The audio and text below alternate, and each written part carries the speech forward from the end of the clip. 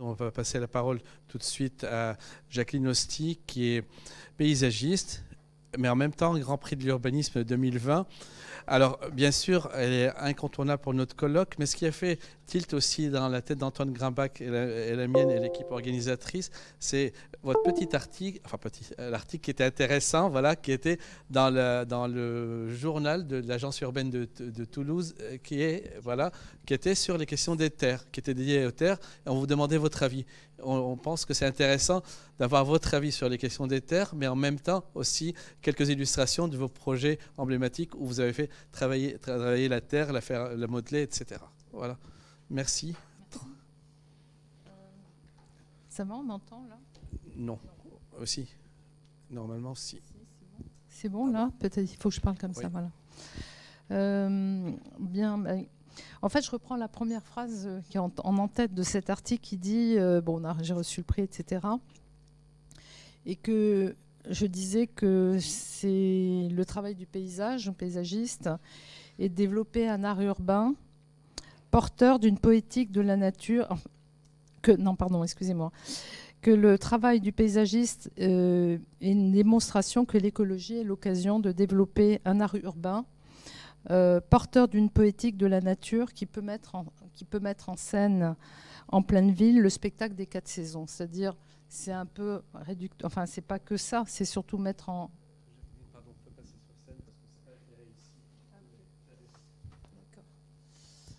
Donc en fait, cette dimension, qu'est-ce qu'apporte le paysagiste dans la constitution des villes ou des quartiers, des nouveaux quartiers, indépendamment de son territoire d'action qui sont les parcs, les jardins et là où la nature a sa place. En tout cas, c'est de... qu'est-ce qu'apporte le paysage dans ces projets urbains et notamment, je pense, par cette question de l'environnement qui se pose de manière très prégnante et qui fait que du coup, ça ouvre, on prend conscience de du danger des changements climatiques, et ça amène à penser autrement le paysage, pas simplement sur son côté ornemental, mais comme un élément de la nature en ville, qui est un monde vivant dont on a besoin, notamment aujourd'hui où on a des villes denses, et je pense que la densité, je la défends, c'est-à-dire que je pense qu'on a besoin de densifier les villes pour ne pas aller trop s'étaler justement sur les territoires périphériques et agricoles. Donc c'est avoir de la densité, mais une densité qualifiée. Et avoir une densité qualifiée, c'est déjà savoir déjà dessiner. La ville est composée de plein et de vide, et le paysagiste, lui, on va dire qu'il pense par le vide avant de penser par le plein. Et c'est donc, pour moi, cette densité qualifiée, c'est qualifier ces vides, les proportionner, trouver le bon équilibre entre une ville dense, des programmes denses, et des ouvertures, un espace public conséquent qui s'infiltre, qui offre, qui amène une forme d'équilibre et qui permet à la nature d'accueillir la nature dans la ville. Alors ce métier, du coup, en travaillant, mon parcours, ça a été de travailler évidemment beaucoup sur les espaces publics, et par là, la question de l'espace public, on questionne évidemment qu'est-ce qui façonne, comment ces creux dans la ville sont dessinés par les pleins. Et du coup, ça m'a amené à travailler sur des projets urbains en équipe, bien sûr, avec des urbanistes et des architectes urbanistes. Je pense que j'insisterai sur ce que je conçois, et je vais là aussi parler de la manière dont quand on travaille sur des projets urbains, la manière de préparer le sol de la ville. Le sol a différentes dimensions pour qu'il soit effectivement, qu'il réponde à des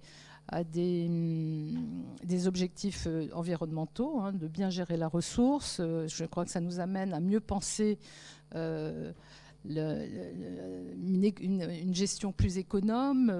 On parle de réemploi, on parle de réemployer les sols, de les retravailler, de gérer mieux les eaux pluviales. Donc c'est un peu ça dont je veux vous montrer dans les différents projets que j'ai amenés.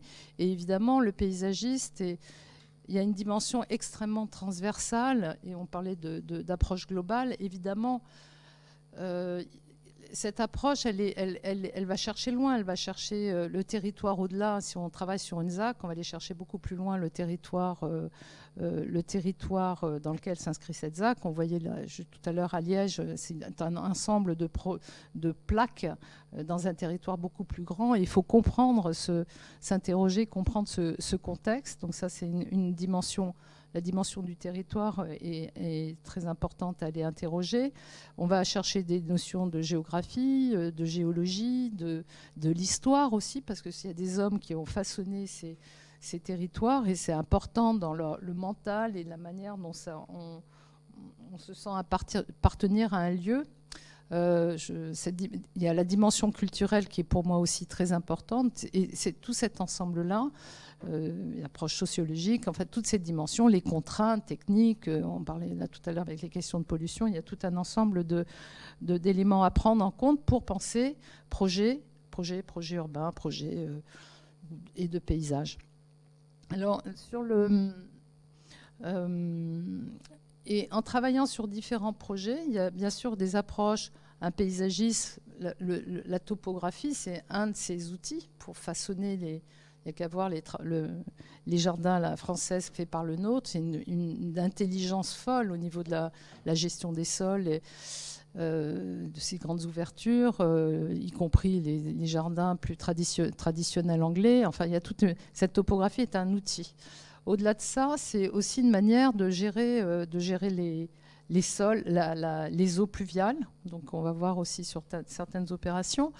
Et au fond, ça veut dire que pour penser réellement l'intelligence de ces systèmes, qui font ces systèmes de continuité, pour permettre d'accueillir les différents flux, que ce soit les flux humains, les flux de mobilité, que ce soit la question de l'eau, on est amené à penser le territoire un peu en amont, de manière très transversale, et souvent on se rend compte que c'est travailler ce socle, c'est moi ce que j'appelle préparer le terrain pour que la ville arrive, la ville avec ses jardins, ses rues et ses opérations immobilières. Donc en fait, je vais vous parler de 4 projets, et j'ai choisi ces projets parce que l'approche justement à cette fabrication du sol est différente.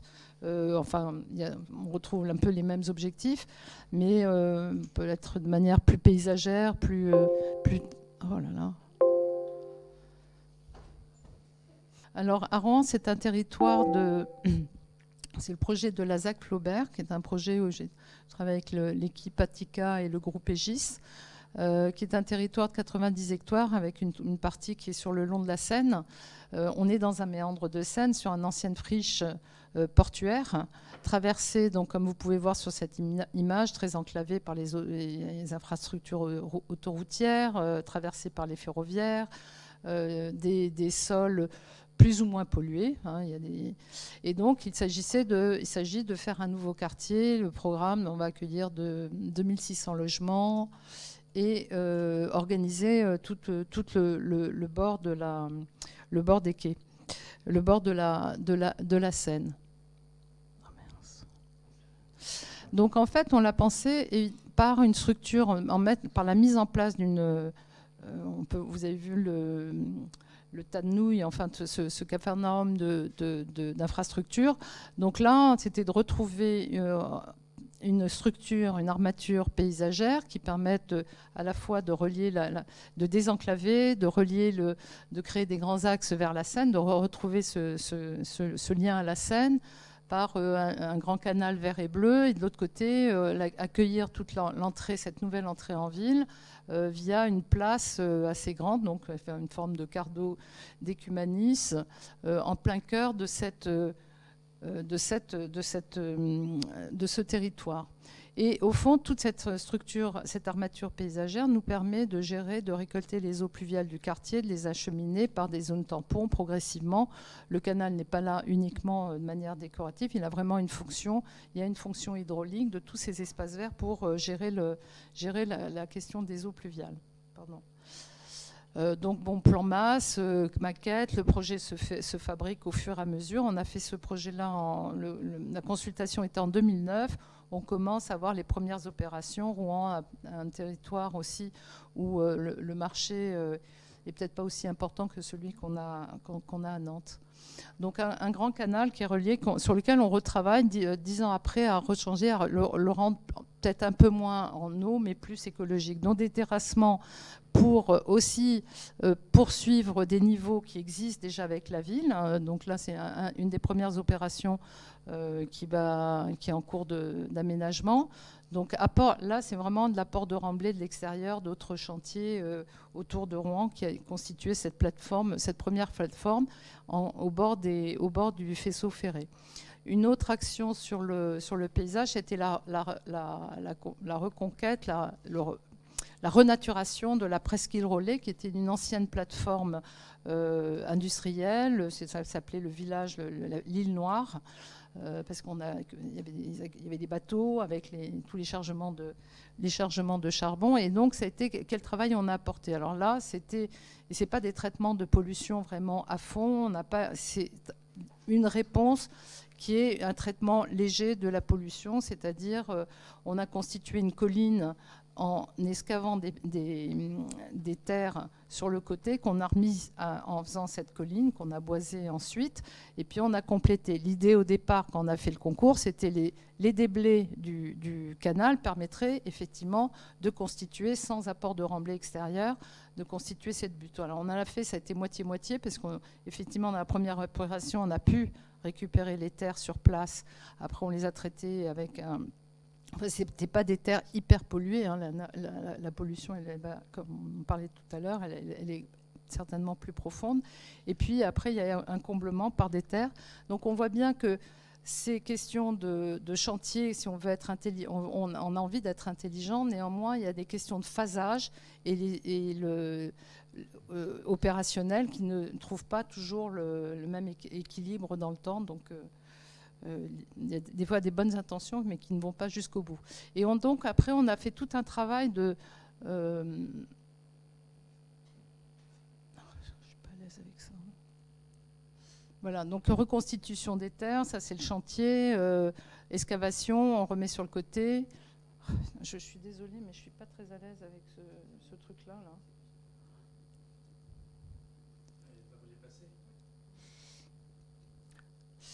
Donc bon, le chantier, ça c'est des images que vous avez l'habitude certainement de voir sur la gestion et le profilage de ces terres. Donc on a fait du remblai, on a rajouté quand même 20 à 30 cm de terre végétale pour ensuite planter une forêt. Je vais essayer, mais... donc voilà le territoire tel qu'il était avant la constitution de la butte. La butte dans sa première phase a été modelée. Donc là, c'est un territoire où les Rouennais n'allaient pas. Maintenant, c'est devenu un parc extrêmement fréquenté. Et image suivante, on a traité pour cette butte, on a utilisé des techniques forestières, des plantations expéditives type forestier. C'est-à-dire qu'on a planté extrêmement dense, du petit, du grand, très bas, tout un mélange de différentes espèces, y compris des plantes pour anticiper le réchauffement climatique. Donc on a vraiment différentes espèces végétales. Et ça, c'était en 2014. On peut voir l'image suivante, où on voit la forêt à l'arrière qui s'est quand même développée. Alors c'est joué sur la densité végétale pour aller plus vite. Après, ça peut poser les questions de développement de la biodiversité sous le vélum des arbres, parce que le vélum est tellement fort et tellement dense, ça nécessite de réintervenir après dans le temps pour... voilà. Il y a tout un travail de gestion aussi qui fait que un projet s'arrête à un temps T, mais il faut ensuite accompagner le développement puisqu'on a affaire effectivement à un monde vivant. Il y a eu aussi le traitement des berges. On a essayé d'adoucir, on a vu des quais tout à l'heure sur les bords à Liège. Ici, on a essayé à certains endroits de retrouver préparation dans des espèces de grandes cages de gabions pré-plantées sur le terrain. Et ensuite, image suivante, elles sont repositionnées sur le site. Ce que vous voyez ici, les parties vertes, c'est les parties qui ont été plantées avant et puis ensuite replantées. Puis le fait du marnage de l'eau, on a ce système de cailloux et de berges adoucis par rapport à des systèmes de quais. Image suivante. Donc voilà à peu près ce territoire qui maintenant est un parc, qui permet aussi aux Rouennais d'être... c'est une partie... On a donc commencé l'aménagement de ce grand territoire, de ce grand quartier, par les espaces publics, pour changer l'image que les gens en avaient, les Rouennais principalement, c'est-à-dire un territoire un peu... voilà... en friche, triste. Et donc, on commence par les espaces publics pour changer l'image, attirer et après enclencher les opérations et les différents programmes immobiliers. Image suivante. Alors, sur l'île de Nantes, c'est un projet on est donc une équipe avec Claire Shorter Urbanisme. Donc, on travaille ensemble sur ce projet-là depuis 2017. Il y a d'autres paysagistes et architectes qui ont travaillé avant nous sur ce territoire. Alexandre Chemetov, qui a initié avec Laurent Théry, à l'époque, qui était directeur de la SEM, l'aménagement de l'île, en instillant cette première approche qui était de faire avec ce qui existait, d'utiliser l'espace public comme lien entre les différents quartiers de l'île. Il a aussi bien travaillé, par exemple, dans les immeubles, dans les cités, dans les programmes les quartiers 1970 que dans la partie du chantier naval. Et ça a été une vraie transformation de la vision et de l'identité de cette île. Et ensuite, il y a eu Anne de Point qui a développé une approche beaucoup par les équipements. Et nous, notre équipe, il fallait un paysagiste mandataire, c'était d'approcher ce nouveau développement qui sont les 90 hectares que vous voyez ici, qui est donc un ancien mine et terrain ferroviaire, et transformer ça dans un quartier pour accueillir 1 million de mètres carrés construits, dont un hôpital qui en fait 450. Donc un programme extrêmement dense. Et au fond, l'idée, c'était pas de reproduire les successions de macro-lots d'un urbanisme qu'on a un petit peu, on appelle un peu de la ville générique, mais c'est de travailler sur une autre approche. Donc on a commencé à amplifier... L'image suivante. Donc là, c'est l'image du plan Guin qu'on a développé il y a 3 ans avec Claire et nos équipes. Donc en fait, on a simplement proposé... L'idée de départ, c'était un système de parc, de développer une figure paysagère forte sur toute l'île, qui était composée à la fois, image suivante, d'un système de parc à l'ouest, qui intégrait le parc des chantiers qu'a fait Alexandre, un parc de la Prairie au Duc et Boire, alors qu'au départ, il y avait juste un parc qui était central, au milieu de cet aménagement et qui tournait un peu le dos à la Loire. Et on a fait que la Loire, on s'est appuyé sur la géographie des lieux, mettre en avant cette Loire et travailler sur ce système d'une dimension est-ouest, de toute cette trame paysagère qui traverse l'île d'une pointe à l'autre, avec ce système de parc, un système de promenade centrale, un tour de l'île pour pouvoir faire le tour de l'île avec ses berges, et un système de nord-sud, de Venelle, où on va d'un bord de l'île à l'autre. Donc c'était vraiment imbriquer la nature dans un système urbain. C'était un peu le but de ce projet. Et ça représente, l'image suivante, quelque chose voilà, une image, ça c'était vraiment une image du concours où on imbriquait vraiment un système de nature dans un système urbain. Et évidemment, ça c'est une image concours. Et maintenant, on y travaille, comment on fait.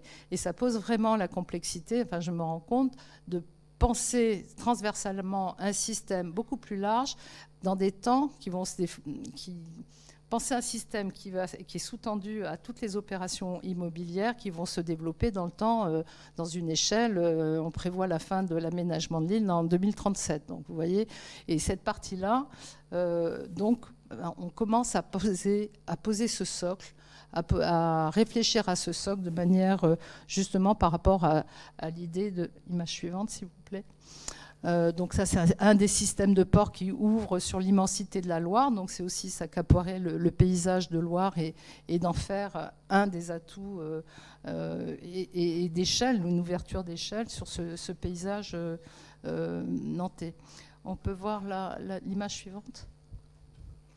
Donc tout le travail qui a été mené, s'appuie sur un manifeste qui est le manifeste des plans des intentions et manifeste pour la ville durable, en croisant différents thèmes, mais ça se sous-tend un peu toutes les dimensions, toutes les prises de décision. C'est pas la Bible, mais c'est un peu les choses sur lesquelles on s'appuie. Notamment, on va parler, nous, sur les principes d'aménagement, qui soient aussi bien sur l'idée de la santé, du bien-être, donc développer des espaces verts et des espaces de nature en ville, développer des quartiers avec la notion du voisinage, de travailler sur la récupération et le travail de la ville, du réemploi sur l'île, d'équilibrer les espaces proportionnés des espaces verts, trouver différentes échelles d'intervention, du grand au petit, et jouer sur cette intrication du petit, du grand, du bâti, du végétal, dans ce système-là. On peut aller... Donc, on a commencé, par exemple, pour développer sur ce nouveau quartier, c'est déjà de penser comment gérer les eaux. Pour avoir on gère à peu près vers un système à ciel ouvert. Donc ça veut dire que pour conduire l'eau, parce qu'à un moment donné, c'est comme ça sort par un bout au niveau de la Loire, et donc il faut remonter la chaîne et avoir un système gravitaire de tout ce système-là. Donc on a réfléchi à ce socle, on l'a modelé. On a travaillé bien sûr avec des bureaux d'études, Magéo en l'occurrence, et on a défini ce socle qui fait qu'on a, en pensant aussi à la géométrie et les profils des voies de la ville. Pardon, l'image suivante. Donc voilà, c'est juste, tout ça, c'est des choses très... On a des buts qui font 2 mètres, mais en pensant que les rues allaient avoir 2-3% de pente maximum. Donc on a anticipé, en pensant la qualité des espaces publics, aussi d'une rue, d'une avenue et des parcs, en pensant le système avant, pour pouvoir modeler ce sol, ce qui nous permet aussi de penser, d'avoir une économie au niveau des sols de l'île, de réemployer aussi les terres, on verra après, des futurs programmes immobiliers pour, ça c'est sur le réemploi des terres, je mélange un petit peu. Je reviens à la question de l'eau, donc là vous avez différents profils qui disent, voilà, on va récupérer les eaux, il y a des noues, il y a des parcs, on ramène ça dans un système global, et ces espaces ouverts, donc à la fois bien sûr une fonction qualitative d'espace de pratique d'espace public, mais aussi on gère, c'est un rôle, une fonction hydraulique. On peut continuer. Donc voilà, par exemple, typiquement, c'est un espace, ça c'est un départ qui est assez étroit, qui va faire 80 mètres de large de façade à façade.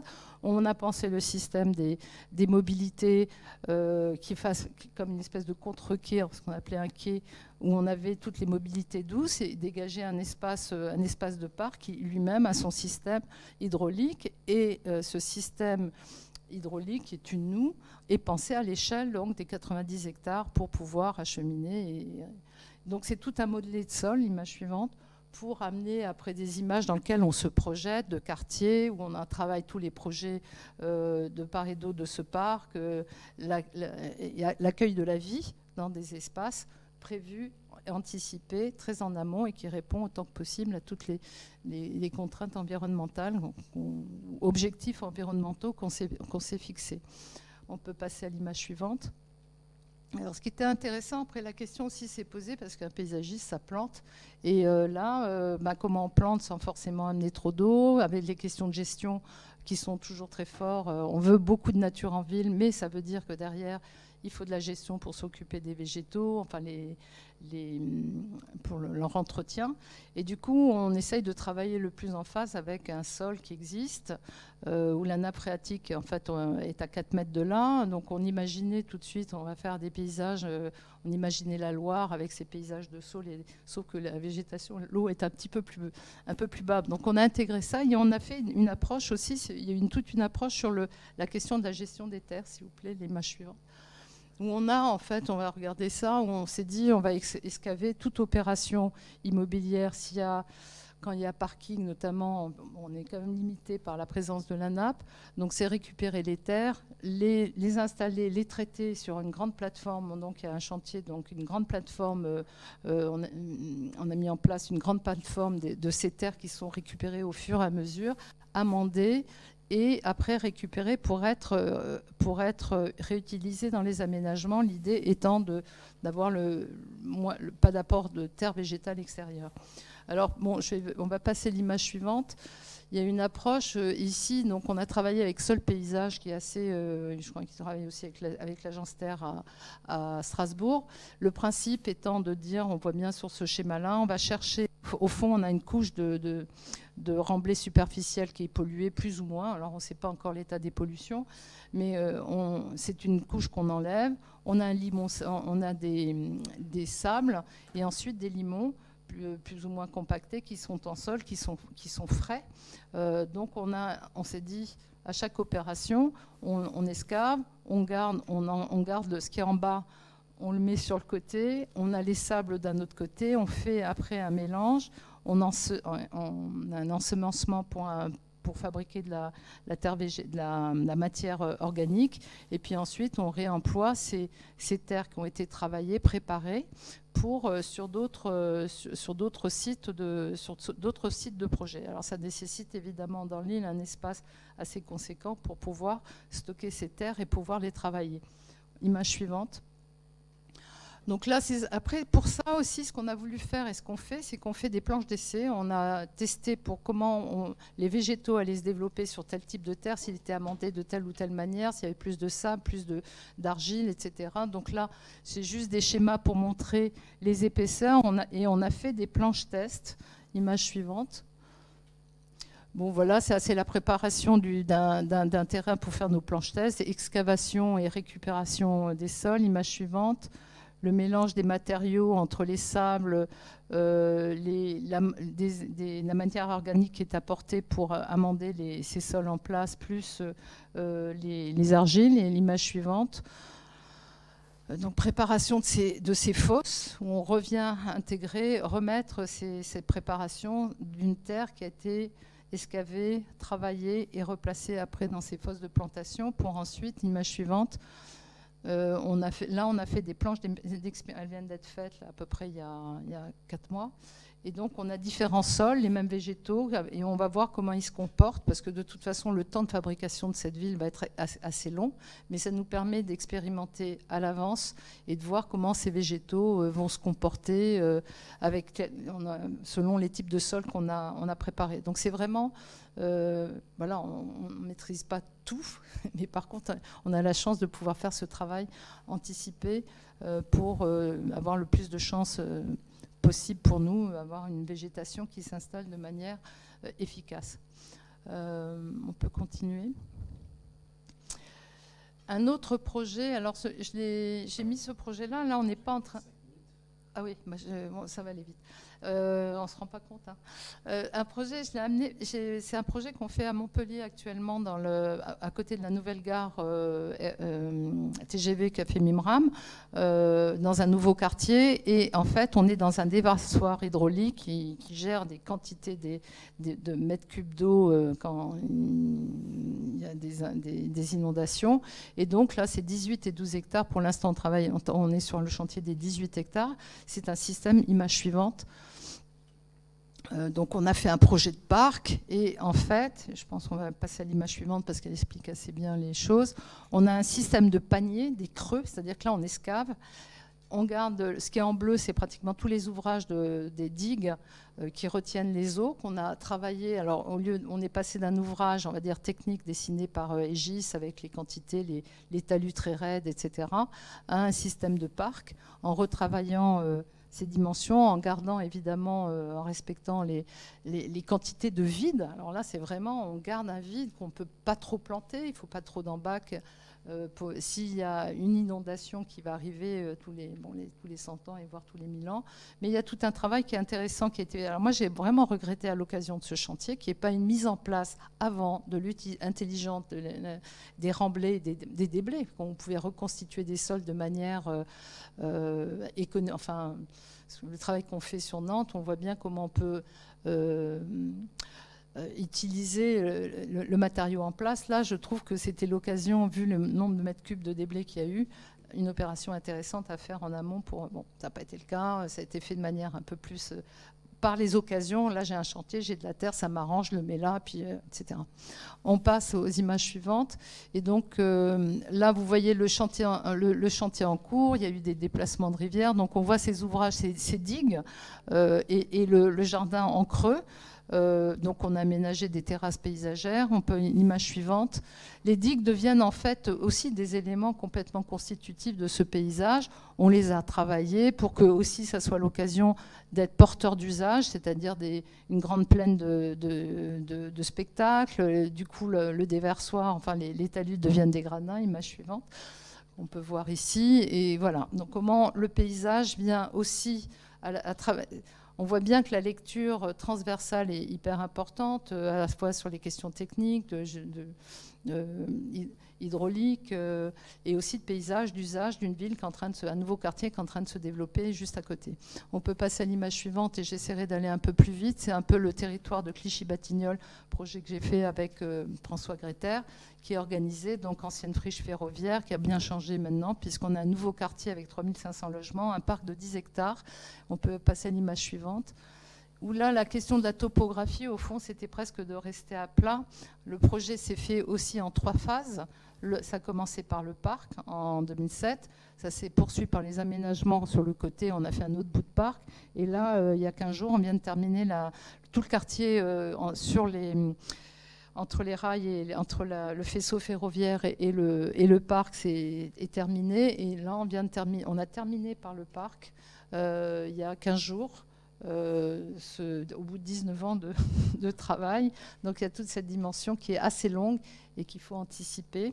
Donc là, on est plus dans une réponse très de paysage et de ce que j'appelle, c'est un parc Clichy-Batignolles artificiellement naturel, parce qu'on a fait un artifice de la nature, la mise en scène des saisons, que ce soit un lieu, parce que les saisons, c'est aussi parler de nature à des gens qui n'ont peut-être pas toujours l'occasion de sortir tout le temps de Paris, d'aller à la campagne. Enfin bon, je simplifie un peu, mais l'idée aussi que la nature et l'environnement sont source de plaisir, de culture, et cette dimension poétique de la nature et de l'environnement est aussi à prendre en compte et très forte en paysage. Donc on peut continuer les images suivantes. Donc juste sur la question des remblais, ce qui est intéressant, c'est qu'on a gagné ce concours avec François Greter parce que justement on n'avait pas touché au remblai ferroviaire qui est à la Côte 37, alors qu'on est ici dans la pente naturelle du versant qui va vers la Seine, qui va de Montmartre et qui descend vers la Seine, donc c'est un schéma un peu simplifié. Et on avait cette plateforme à 5 mètres de haut, enfin qui commence au niveau de la rue Cardinet, qui après arrive sur les Maréchaux à 5 mètres de haut. Et on avait la volonté, dans le projet que nous avons proposé, la volonté, et puis c'était aussi une demande de la Pure, de traverser, de lier les quartiers par ce nouveau quartier, par le parc. Donc il fallait franchir les voies ferrées, aller au-delà des caténaires, etc. Donc il y a eu la mise en place d'une topographie, je dirais, d'accessibilité et de positionnement d'un socle qui a accueilli les opérations immobilières. Et avec François, c'était très clair qu'il y avait la volonté d'accueillir les immeubles d'habitation en pleine terre. Il y a juste une partie qui est côté faisceau, tous les bureaux, qui est plutôt sur dalle, puisqu'on a compacter au maximum les infrastructures ferroviaires pour dégager le maximum de pleine terre sur cet ancien remblai ferroviaire. On peut passer, puis après là-dessus, il fallait, bon voilà ce que je vous ai expliqué, là on a une partie sur dalle et pratiquement les arbres sont plantés en pleine terre et les bâtiments où on habite sont plantés en pleine terre aussi. Donc voilà toute l'idée du franchissement. Après, on a eu des artifices pour faire passer de part et d'autre de la petite ceinture qui passe au milieu du site qu'on voit ici avec les 2 traits bleus. On a traité ça par des bassins. Et je passe à l'image suivante pour finir sur la question aussi du paysage, de la topographie. Là, je reviens plus à un rôle du paysagiste qui compose un jardin et des espaces, parce que faire de la nature, enfin vous voyez bien que tous les espaces publics verts en ville sont hyper utilisés. On en a besoin. On a bien vu qu'avec la crise de la pandémie, ces espaces de proximité avaient beaucoup d'importance. Et donc là, c'est tout un jeu, je dirais, de paysagiste sur le fait d'avoir des buts, des espaces surélevés qui permettent de voir plus loin. C'est aussi découvrir sa ville. On voit certains endroits, on voit des monuments, on voit le Sacré-Cœur. Avant, on voyait la Tour Eiffel à certains endroits. Et puis l'idée de répartir des espaces différents pour que chacun puisse trouver sa place, trouver des espaces d'appropriation dans le parc. On peut passer l'image suivante. Donc, ce que j'appelle moi une topographie paysagère qui est plus l'ordre du jardin et du parc que celle fonctionnelle ou nécessaire, dont on a vu les exemples dans les espaces précédents. Donc ici, la première phase du parc qui a été livrée en 2007. Et le quartier commence à se construire de l'autre côté, côté ferroviaire. Ensuite, là, on a une vision plus large où on voit le quartier aussi en train de s'élever sur la partie. On a la partie centrale, et ça, on est la deuxième phase du parc. Et enfin, la troisième image, où on a le socle paysager qui accueille ces grands bâtiments. Et on voit les jeux de topographie pour aller chercher et passer d'un quartier à l'autre. Donc on est bien dans l'idée de faire du lien, et établir des transversalités dans la ville, et aussi intégrer ça par un jeu, un art paysager. On finit 2 images parce que voilà, l'idée aussi de voir différent, de voir la ville d'en haut, de procurer des situations différentes, et enfin de permettre à la nature, si vous voulez continuer les 3 images assez rapidement, accueillir des usages, accueillir la nature et ses transformations. Image suivante, que ça soit l'automne, on sent les modelés du terrain, et enfin l'accueil des saisons au fond. Les saisons, je m'étais inspirée des Japonais. Maintenant, c'est devenu un super spot d'Anami à Paris, où les Japonais viennent déjeuner sous les cerisiers du parc Clichy-Batignolles. Voilà, merci.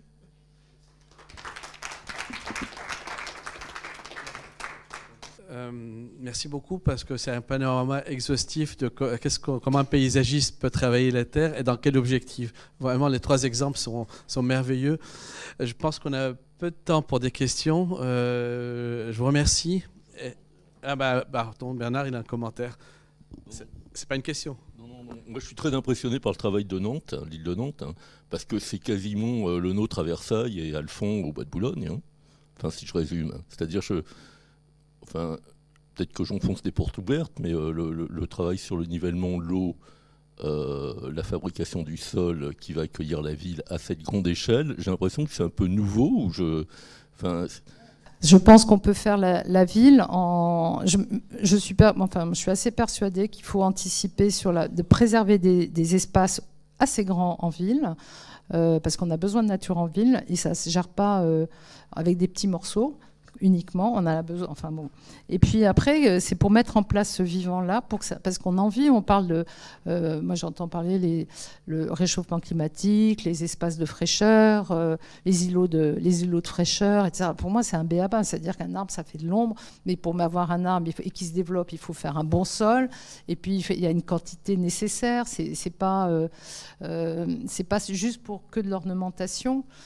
C'est vraiment un poids qui a une fonction. Je pense qu'il faut préparer. Et c'est en travaillant vraiment sur ces projets-là, et puis je vois bien la dimension de temps qui est importante dans le développement de ces projets.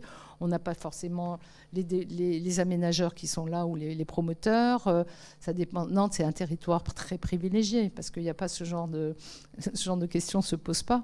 Mais c'est comment on anticipe la ville avant, pour que ces espaces, je suis sûre, je suis assez persuadée que les espaces publics doivent être très dessinés et qualifiés, justement pour accueillir une population qui est quand même assez importante. Et donc, ils doivent se penser non pas comme un truc, tiens, on va mettre du verre, et puis on arrange, et puis on va mettre 3 bancs. C'est vraiment penser comme des espaces à vivre, et qui accueille cette vie, que ce soit végétale et animale. On peut imaginer que s'il y a du végétal, de l'eau, dès qu'on met de l'eau, il y a toujours des animaux qui viennent. C'est un Clichy-Batignolles, j'ai vu un hérisson, donc j'étais contente. J'ai dit c'est bon signe. Et sur la butte forestière, c'était les renards qui sont venus, alors que vous avez vu, il y avait rien, quoi. C'était vraiment tout marronasse. Donc il y a vraiment de penser. Alors c'est une difficulté parce que je vois bien les programmes, parce que aussi ce qui fait aussi, qui nourrit financièrement une opération, c'est quand même la construction, c'est le foncier, c'est les bâtiments. Donc là il y a une attention extrêmement forte sur les programmes immobiliers à développer, leur montage, etc. Mais pour maintenir juste cette simplicité du vide et sa qualité, il faut le poser, le travailler et qu'on ne l'oublie pas, quoi. Et c'est pour ça je suis assez... L'idée de l'environnement, de s'appuyer sur les contraintes environnementales, c'est un plus pour nous, urbanistes et paysagistes, pour pouvoir faire passer des choses où avant c'était moins important. Or là, pardon ? Et que ce sont des atouts. C'est un préalable. Et le réemploi des terres, pour moi, c'est la bonne gestion des terres, c'est aussi un préalable. Mais il faut se donner les moyens de ça.